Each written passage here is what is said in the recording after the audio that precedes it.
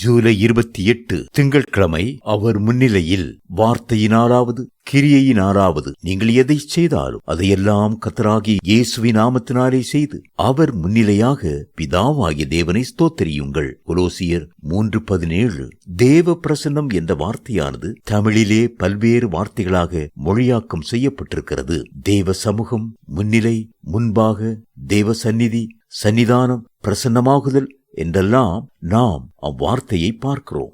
கர்த்தருடைய பிரசன்னத்தை காத்துக் கொள்வதும் அதை அளவில்லாமல் உணர்வதும் நமக்கு கிடைத்திருக்கிற பெரிய பாக்கியமாகும்.